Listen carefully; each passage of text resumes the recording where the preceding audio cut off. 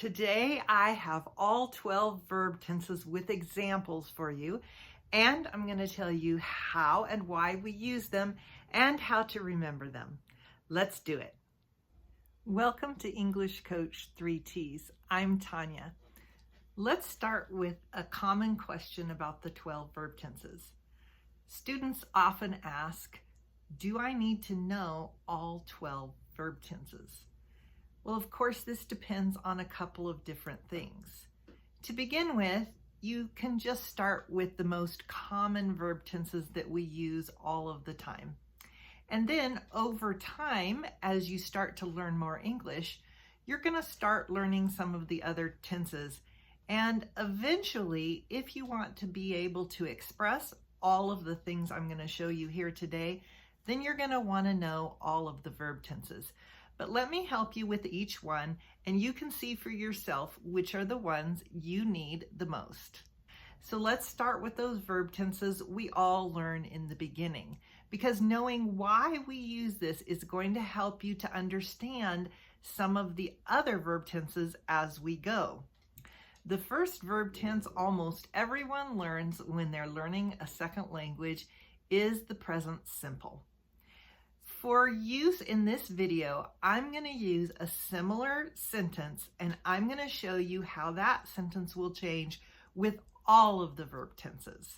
For the present simple, this sentence is, I ride my bike to work every day. So I added the word every day. You don't have to have that to make this sentence, but I added it to help you remember that we use the present simple to talk about things that are habits or things that we do daily. So for example, I brush my teeth, I comb my hair. These are examples of the present simple. Knowing just a little bit more about this verb tense is going to help you with some of those more challenging ones here in just a little bit. After we learn the present tense, we often learn the past tense. I rode my bike to work yesterday. We use this tense to tell about things that happened in the past and they're done and over. This part about being done and over is very important in English because this tense often gets confused with another tense I'm going to tell you about here in just a minute. The third tense is the future tense. I will ride my bike to work tomorrow. And we use this tense to talk about intentions or plans, things that we will do at a later time. These three verb tenses create a base for all of the rest of the verb tenses. So I want you to take a look at what all the verb tenses are here so that you can start to see a pattern. Let's continue with the continuous. See what I did there? This verb tense is also known as the progressive. I like to call it the continuous because it's about something that is happening and is continuing to happen. We use the present continuous tense to talk about something that's happening now and will likely happen into the future. So to use our example sentence, we could say, I am riding my bike to work now.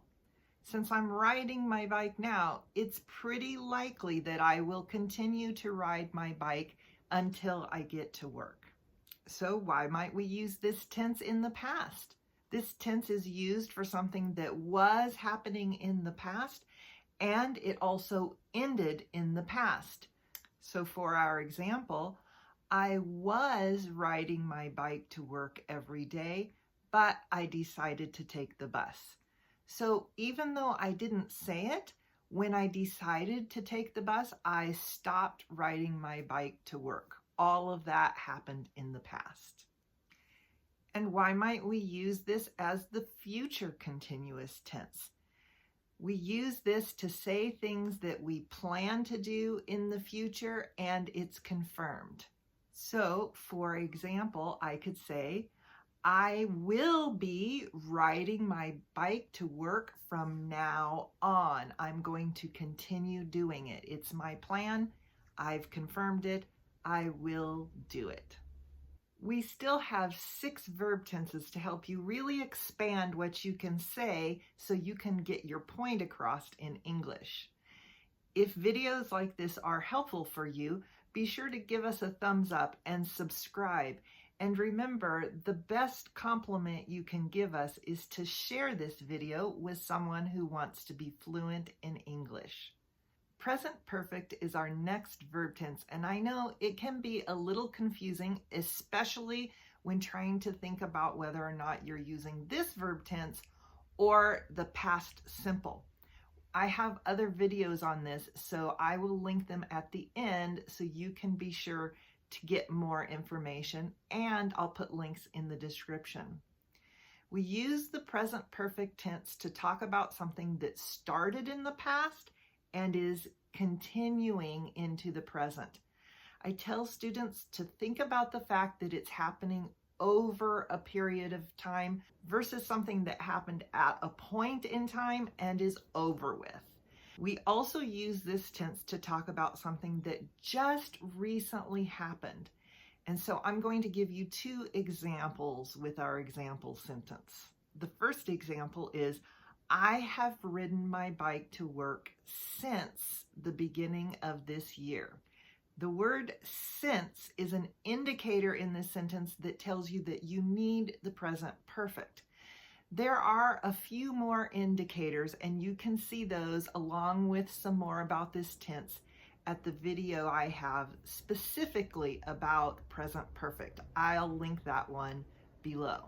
But let's talk about another way we use this tense. We use it to talk about something that happened recently, and in American English, we love to say that it just happened. So for example, we could say, I have just ridden my bike to work. It just happened. Maybe that's explaining why I look like I'm hot. An important note about this one.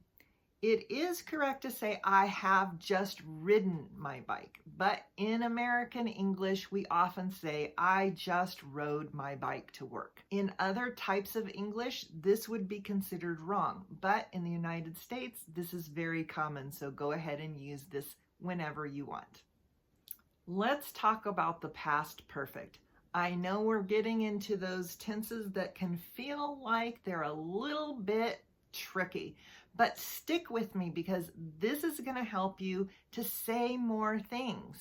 We use the past perfect when we want to talk about something that happened before something else. So let's look at our example. I got a flat tire because I had ridden my bike to work on the canal. So the canal is a place in some areas of the United States where there's gravel and rocks and maybe broken glass and things that could give you a flat tire. In this sentence, we're saying the reason we got a flat tire is because we rode our bike on the canal. So you see 2 tenses happening in this sentence. I got a flat tire, past simple, because I had ridden my bike to work on the canal. So I had ridden my bike to work on the canal happened, and then I got a flat tire. One of the best ways to be able to use these tenses and to remember when to use them is to practice with the sentences I'm giving you and change them just a little so that they feel like they are something you would experience. Think of something that happened and then something else happened to change that. Those are the times you're going to want to use the past perfect. Okay, let's talk about the future perfect. We can use the future perfect to talk about something that will happen in the future when something else happens during this time in between. So let's talk about our example. By the end of the year, I will have ridden my bike to work for 3 years. So let's give some thought to this. We're talking about something that will happen by the end of this year or when this year is over. And we're talking about what will have happened when this other action takes place. So not yet, but by the end of the year, I will have ridden my bike to work for 3 years. Okay, don't give up on these last 3 tenses. Look at how these tenses are created, and you'll see that they're actually using patterns that you've already learned and we've already talked about. These last 3 use the perfect tenses continuously. So things that are very similar to what we've already talked about put together.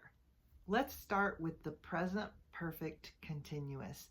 Just a little note here, you do not need to remember the names of these different verb tenses. In fact, if you ask a native English speaker, they will have no idea what you're talking about. Why? Because they learned the language organically. And you want to learn the language as organically as possible too. So yes, it's a good idea to actively learn like you're doing today in this video, but about 75% of the time you want to learn in real life, in context. That's why I've created a whole series of videos with stories so you can hear these verb tenses, and I often point them out. If you're looking for stories, be sure to check out the playlist in the description below. So back to the present perfect continuous. We use this tense to talk about something that started in the past, is happening now, and will likely continue. Let's look at our example sentence. Lately, I have been riding my bike to work. Lately is one of the words that will clue you into knowing this tense is being used. Recently is another one of those clue words. If you're wanting more information about how to build these sentences, remember to check out the different playlists and videos below. Let's talk about the past present continuous. This is something that started in the past, continued in the past, and ended in the past. That makes it a little easier to remember. Let's take a look at our example.